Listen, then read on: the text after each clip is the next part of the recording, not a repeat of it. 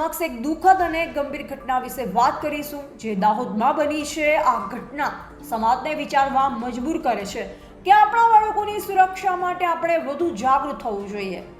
દાહોદમાં એક નાની બાળકી સાથે શારીરિક અડપલાની ઘટના આરોપી સિદ્દીક ઉર્ફે કાલિયાને પોલીસે ધરપકડ કરી છે।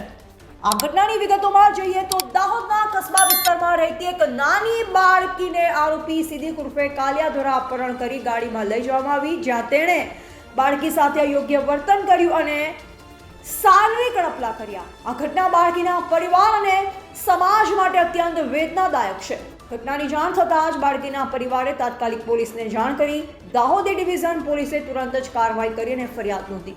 પોલીસની ટીમે આરોપીને શોધી કાઢ્યો અને તેની ધરપકડ કરી। આરોપી વિરુદ્ધ પોસ્કો એક્ટ હેઠળ કેસ નોંધાયો છે અને તપાસ ચાલુ છે। પોલીસ અધિકારીઓના જણાવ્યા મુજબ આરોપીને કડક સજા મળે તે માટે તમામ પુરાવા એકત્રિત કરવામાં આવી રહ્યા છે। આ ઘટના દાહોદમાં બાળકોની સુરક્ષા વિશે ચિંતા વધારે છે। કસ્બા વિસ્તાર જેવા વ્યસ્ત વિસ્તારમાં પણ આવી ઘટના બનવી તે આપણા સમાજની વાસ્તવિકતા દર્શાવે છે।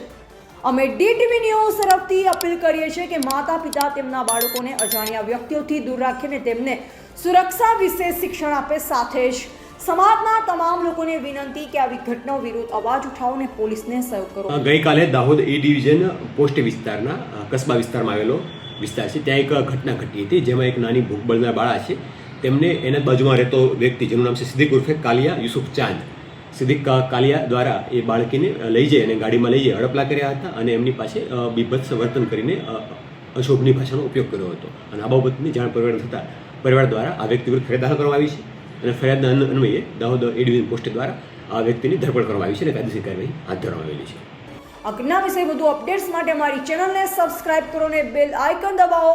તમારા વિચારો કમેન્ટમાં જરૂર જણાવો। DTV ન્યૂઝ તમારી સાથે છે, સત્ય અને ન્યાય માટે ધન્યવાદ।